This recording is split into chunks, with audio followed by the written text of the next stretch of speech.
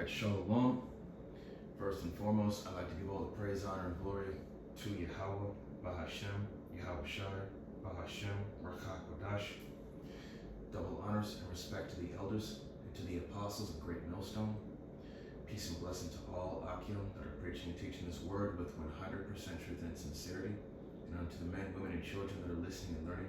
And unto the Ba'ath Dawadah, the elect house of David that is scattered abroad, I give you my utmost and sincere salutations. So what you're looking at on the screen here is Nebuchadnezzar's dream of the latter days. Okay, and I entitled this lesson, The Image Then and Now. Okay, so we're gonna go ahead and get right into it. Okay, this is gonna be the book of Daniel, chapter 3, starting at verse 1. It says, Nebuchadnezzar, the king made an image of gold, whose height was 60 cubits, and the breadth thereof 6 cubits.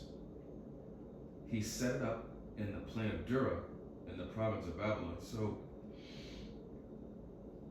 this statue was about 90 feet tall, 9 feet wide. Okay. In fact, let me continue on. Verse 2, it says that Nebuchadnezzar, the king, sent to gather together the princes, the governors, and the captains, the judges, the treasurers, the counselors, the sheriffs, and all the rulers of the provinces to come to the dedication of the image which Nebuchadnezzar the king had set up. Okay. Verse 3, then the princes, the governors, and the captains, the judges, the treasurers, the counselors, the sheriffs, and all the rulers of the provinces were gathered together unto the dedication of the image that Nebuchadnezzar the king had set up, and they stood before the image that Nebuchadnezzar had set up. Okay, now, verse 4, then an herald cried aloud, to you it is commanded, O people, nations, and languages. Verse 5, that at what time ye hear the sound of the cornet, flute, harp, sackbut, psaltery, dulcimer, and all kinds of music, ye fall down and worship the golden image that Nebuchadnezzar the king hath set up. Okay, in verse 6 here, it says, and whoso falleth not down and worshipeth shall the same hour be cast into the midst of a burning fiery furnace. Okay, so, okay, now this image was what you see here on screen, but it was a statue of complete gold, right? So what do the scriptures say about this? So we're going to go to the book of Psalms. It's going to be chapter 135. 135.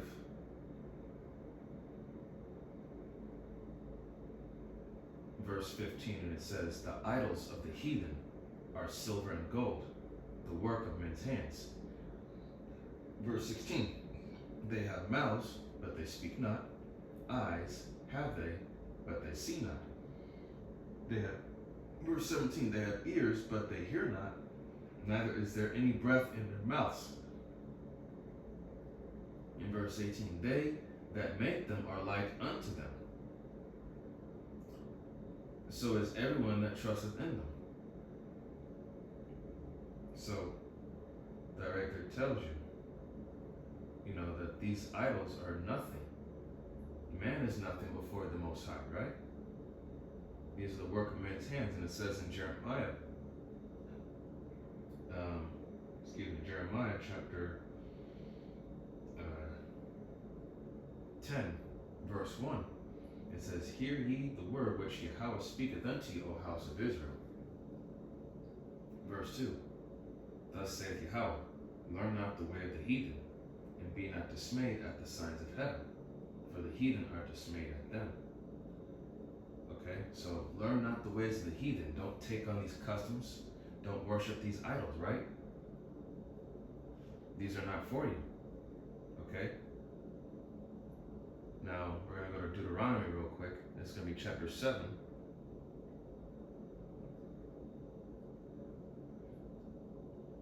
Deuteronomy 7 and 25. It says, the graven images of their gods shall ye burn with fire. Thou shalt not desire the silver or gold that is on them, nor take it unto thee, lest thou be snared therein, for it is an abomination to Yahweh thy power. Okay? So, these idols, the gold and silver, don't follow that stuff, because it's a snare. It leads you astray.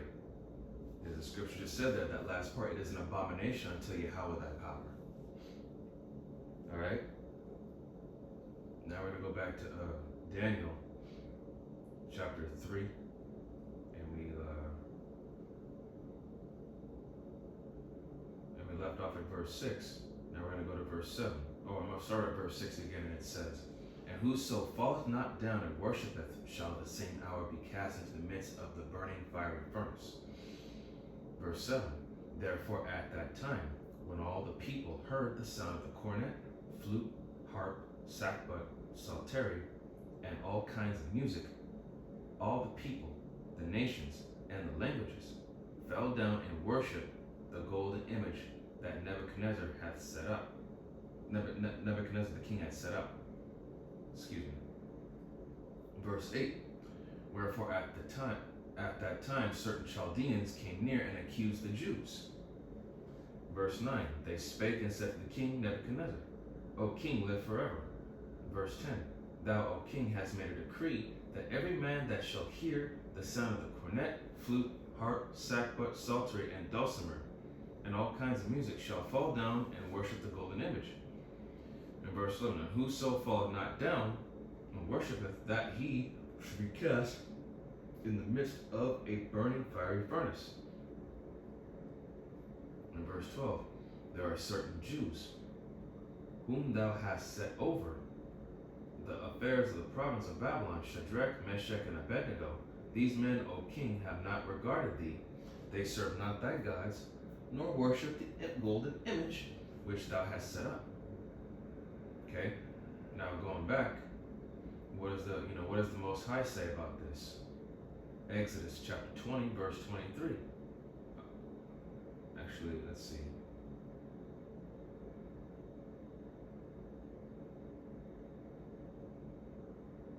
Yeah, I'm just gonna get Exodus. Chapter 10 actually. Let me get it real quick.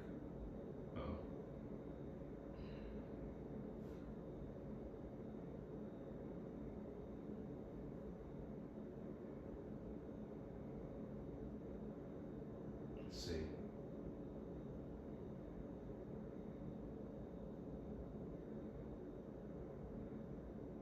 Let's see. Slovakia. Let me find it real quick.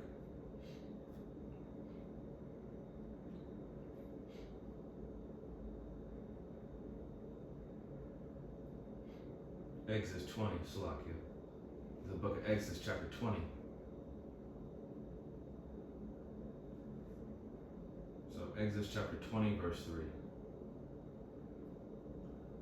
And it says, thou shalt have no other gods before me. And verse 4. Thou shalt not make unto thee any graven image, or any likeness of anything that is in heaven above, or that is in the earth beneath, or that is in the water under the earth. Verse 5, thou shalt not bow down thyself to them, nor serve them, for I, the Lord Yahweh thy power, am a jealous power, visiting the iniquity of the fathers upon the children unto the third and fourth generation of them that hate me. And verse 6, and showing mercy unto thousands of them that love me and keep my commandments. Okay? So to those that bow down to this, the Most High is going to visit the iniquity of the fathers upon the children of the third and fourth generation of them that hate me, that hate him. So, look, how about Shem Al Shai willing that we're not,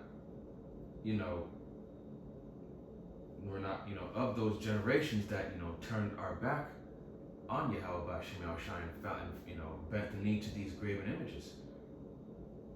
Lord thousands that were shown mercy, that kept the commandments to the best of our ability, while being in the captivity of these other nations. Now going to verse 23.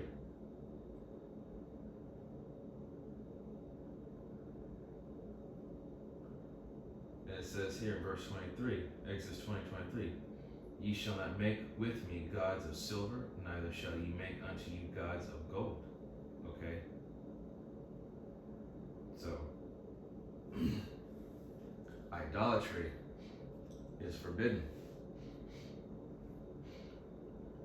Okay, now with this, we're going to go to Revelation. It's going to be chapter 13. And we're going to start at verse 11 here. And it says, and I beheld another beast coming up out of the earth, and he had two horns like a lamb, and he spake as a dragon. And those two horns represent the modern day Republicans and Democrats, which is the ancient Roman plebeians and patricians. Okay? And he spake as a dragon. And who is that dragon right now? Okay? Because, that dragon, in fact, let me get it real quick here.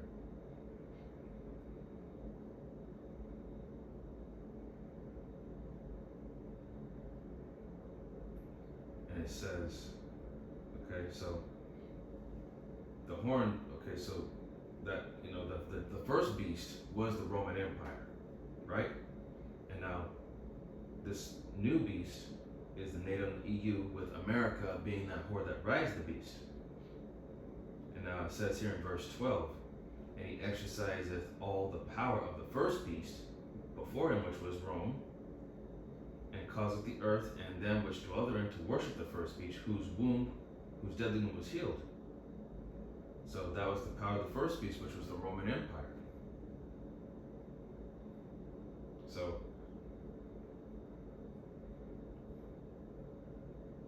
let's see. In verse 13, and he says, and he doeth great wonders, so that he that maketh fire come down from heaven on the earth in the sight of men. And this was talking about the time of when America released the atomic bomb upon Nagasaki and Hiroshima. Okay? And that's part of Esau's great wonders, is technology. And it says right here in verse 14, and he deceiveth them that dwell on the earth by the means of those miracles, which he had power to do in the sight of the beast, saying to them that dwell on the earth, they that should make an image of the beast, which had the wound by a sword and did live. So, going to like I said, part of those miracles is Esau's technology, his military, his weapons. Okay, you can let's get to the Roman Empire has been reincarnated today as America. Let's get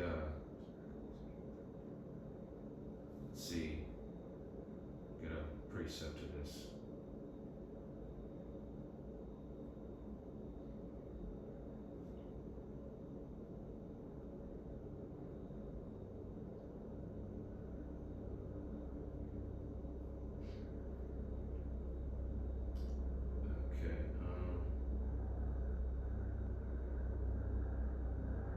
This is First Maccabees, chapter 8, starting at verse 13.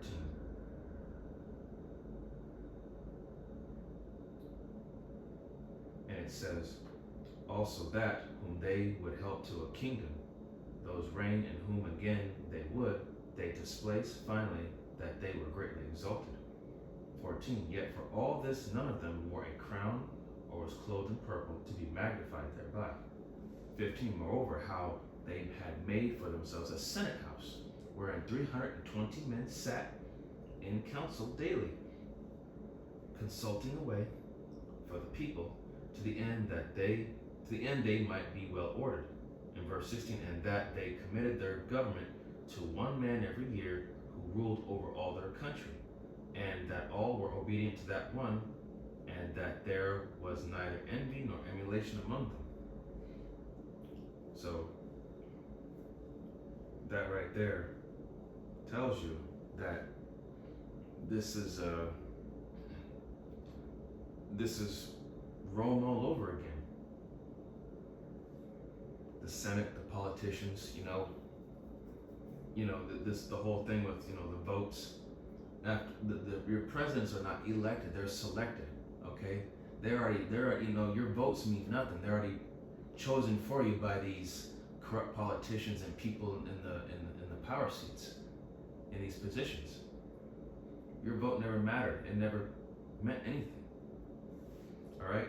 Now, verse 15, Revelation 13:15, and he had power to give life unto the image of the beast, that the image of the beast should both speak and cause that as many would not worship the image of the beast should be killed.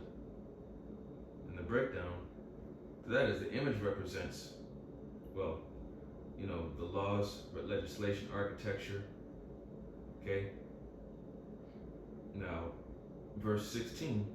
And it says here, he causes all, both small and great, rich and poor, free and bond, to receive a charagma in their right hand or in their foreheads. Now, this image right here, or this M-A-R-K, this is going to be, this is the end time prophecy, okay? And it's the RFID micro C-hip, okay? Now, the word charagma, it goes into meaning an incision, which means they take a sharp needle or that syringe,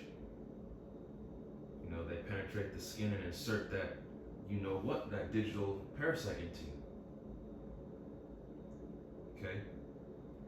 And we are forbidden to be taking this because this right here, if you take this, it's pretty much a guarantee. You just signed your death warrant. You told the Most High, I chose who I'm serving. I don't serve you. Revelation 13:17. And that no man might buy or sell, save he that had the charagma, or the name of the beast, or the number of his name. Okay? So, this is, you can't, it doesn't get any more plain than this. And when you look at it, and how do we know that America is Rome all over again? Just read about the Treaty of Rome. It'll tell you. Okay, in verse 18, here is wisdom. Let him that hath understanding count the number of the beast, for it is the number of man, and his number is 636. Okay? This is part of Esau's technocracy. Okay? This is part of his delusions, his false signs and lying wonders that the people are going to marvel after and they're going to fall for it, hook, line, and sucker. Okay? This is going to be the book of, let's get Psalms 94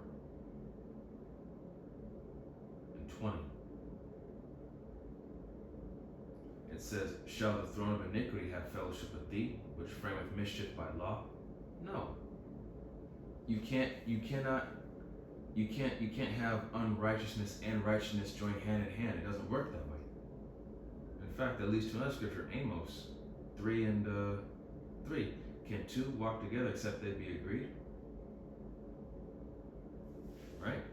If you're not on the same page, it's not going to work. Okay? This is going to be Isaiah chapter 10, verse 1. It says, woe unto them that decree unrighteous decrees, and that write grievousness which they have prescribed. Yeah, because they're in control. And they make all these unrighteous decrees, unrighteous laws.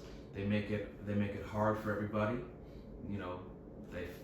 It's going to get to the point, once that micro C-hip, once it has been made mandatory, they're going to force you to make a choice. It's coming to that. Okay? In verse 2 it says, to turn aside the needy from judgment and to take away the right from the poor of my people, that widows may be their prey, and that they may rob the fatherless. Yeah, they deprive the poor of justice. They deny them their rights. They prey on the weak, those that have no power, those that have no say so in the matter, those that can't do nothing really. Okay, now we're going to go back to Daniel. Excuse me. Going back to Daniel, it's going to be chapter 2, starting at verse 31. And this is where Daniel's going to interpret the dream that Nebuchadnezzar had about the statue in the latter days. And it says, "Thou, O king, sawest, and behold, a great image. This great image, whose brightness was excellent, stood before thee, and the form thereof was terrible." 32. This image's head was of fine gold, like you see on the screen here. His breast and his arms of silver, his belly and his thighs of brass, his legs of iron, and his feet part of iron and part of clay. So this is talking about, okay, as you can see the different colors, and what it represents here on the screen is that the gold was Babylon, and silver was the Medo-Persian Empire, and the bronze, which goes from the waist down, that's the Greeks, and the legs of iron, which was the Roman Empire. Okay, and now verse 33, it says, "His legs of iron, his feet are part of iron and part of clay." So again, the part of iron, part of clay, that's talking about NATO and the EU and America. And you can see as of right now that you can't mix iron with clay because it's partly strong and partly weak. In verse 34, it says, "Thou sawest till that a stone was cut out without hands, which smote the image upon his feet, that were of iron and clay, and brake them to pieces." 35, "Then was the iron, the clay, the brass, the silver, and the gold broken to pieces together, and became like the shaft of the summer threshing floors, and the wind carried them away, that no place was found for them. And the stone that smote the image became a great mountain and filled the whole earth."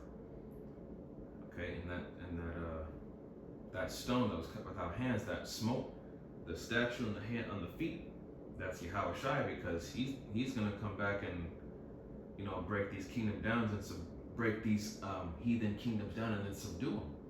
And it says here, became a great mountain and filled the whole earth. And a great mountain means he became a great kingdom, a ruling governing body. Okay, a kingdom that was going to rule and govern, and that's the kingdom of Israel that is soon to come. Okay. Now we're going to go to Revelation again. It's going to be chapter 18, verse 21, and it says, "And a mighty angel took up a stone like a great millstone, and cast it into the sea, saying, Thus with violence shall the great city Babylon be thrown down, and shall be found no more at all." Okay? That great millstone is talking about Yahushua. Okay? Now, we're going to go to Psalms again. This is going to be chapter 118. It's going to be verse 22. And it says, "The stone which the builders refused to, Psalms 118 verse 22, it says, "The stone which the builders refused is become the head of stone of the corner." 23, "This is Yahweh's doing, it is marvelous in our eyes." 24, "This is the day which Yahweh hath made. We will rejoice and be glad in it." Yes, we'll be glad when this place goes down. Okay, and it says, let's see. Concerning this image right here, and the image to be, which is in this modern day, which is going to be the sea hip, Ecclesiastes chapter 1 verse 9 says, "The thing that hath been is that which shall be, and that which is done is that which shall be done. And there is no new thing under the sun," man. History is repeating itself. It's just been tweaked a little bit. Same setup, a different time, different stuff. It's the same setup, just different time, different stuff. Okay? And it says, let's get this one last scripture here. See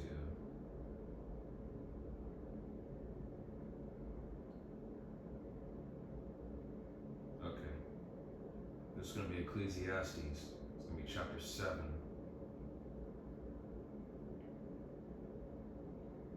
Verse 8. It says, better is the end of a thing than the beginning thereof, and the patient in spirit is better than the proud in spirit. Okay? So,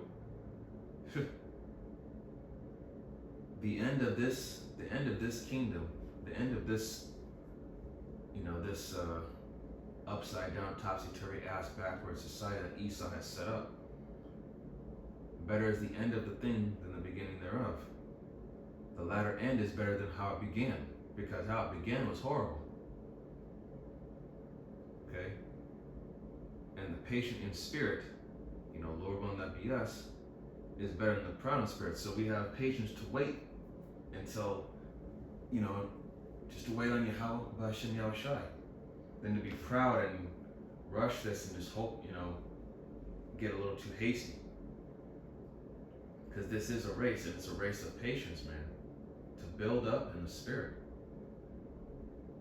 This is not something that you could just rush and just hope that tomorrow or a week later that the Lord's coming back and blam, blam, blam, we're going to be in the kingdom. No.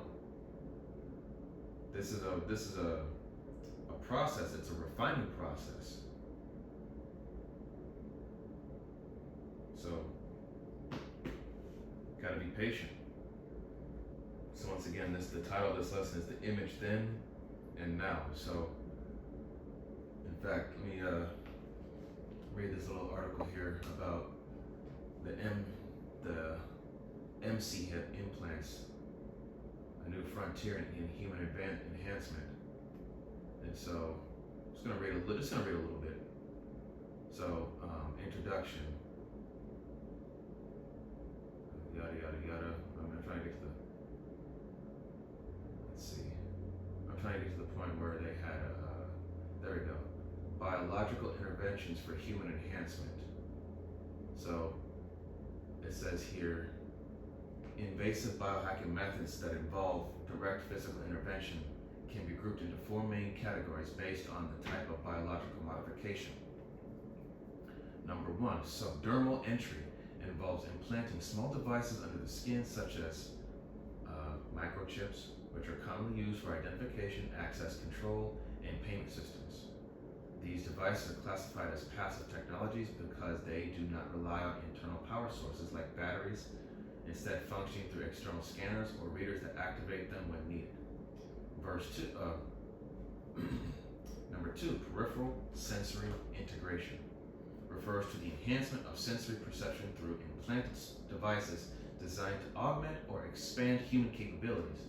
Examples include cochlear implants that improve hearing, subdermal magnets that vibrate or stimulate nerves in response to nearby magnetic fields, enabling users to perceive otherwise invisible phenomena, and vibration compasses that provide directional feedback through subtle vibrations. Collectively, these technologies work to enhance or introduce entirely new sensory experiences for the user. Number 3, central nervous system interfaces are the most complex and high-risk form of human body intervention, compared to others, as it requires surgical procedures to install devices that connect directly with the nervous system. Examples include 1, brain-machine interfaces, which use neurostimulators that directly interact with brain tissue or the nervous system to link the brain with external machines or computers. Number 2 is spinal cord stimulators used to relieve chronic pain or restore certain nervous system functions, such as in patients with partial paralysis. And 3, pacemakers, which regulate the heartbeat. Although pacemakers do not connect directly to the brain, the heart is closely linked to the autonomic nervous system, making them a form of physical intervention that affects the central nervous system. And number 4, internal biochemical access targets the body's internal biological functions. Examples include implanted devices such as artificial joints or sensors that measure temperature, humidity, blood sugar, or oxygen levels. It also covers genetic modification technologies that influence hormones, enzymes, processes, or enzymatic processes, or DNA, such as CRISPR, as well as implanted hormone pellets that regulate internal biochemical systems. Among the 4 categories of technology discussed, subdermal microchip implants are the most likely to achieve widespread adoption. This is because they are minimally invasive, do not interfere with the body's critical systems, are small in size, and operate without the need for internal batteries or power sources. They also carry relatively low risk both in terms of surgical implantation and potential infection, especially when compared with other technologies that require deeper intervention in critical systems such as the nervous system, biochemical processes, or sensory perception. So,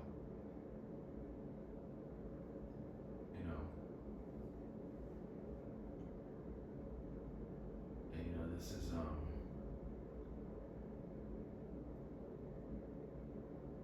you can read more of this on your own time, but yeah, this is the Charagma. This is the end time prophecy, and if you take this, it's your ass. Yahweh Bashim Shai is gonna destroy you. No what if, ands, what's or buts or who's or why's or when's or what about it. It's game over if you take this thing. Alright? So, Lord willing that this was an edifying lesson unto the body. You can look more of this up for yourself on your own time. So again, man, we're approaching those times. We're getting closer to the end of this thing. So prepare yourself. And with that, I'd like to give all the honor, glory, and praise unto Yahweh Bahashem, Yahweh Shai, Bahashem, Raka'ah, Radash. Double honors and respect to the elders and to the apostle of Great Millstone. Peace and blessing to all Akim that are preaching and teaching this word with 100% truth and sincerity. And unto the men, women, and children that are listening and learning. And unto the Bayatha Dawadah, the elect house of David that is scattered abroad. I give you my utmost and sincere salutations. See you on the next lesson, Lord willing. Kwam Yasharallah, Wa Abad Babal, Shalom, Barakatam.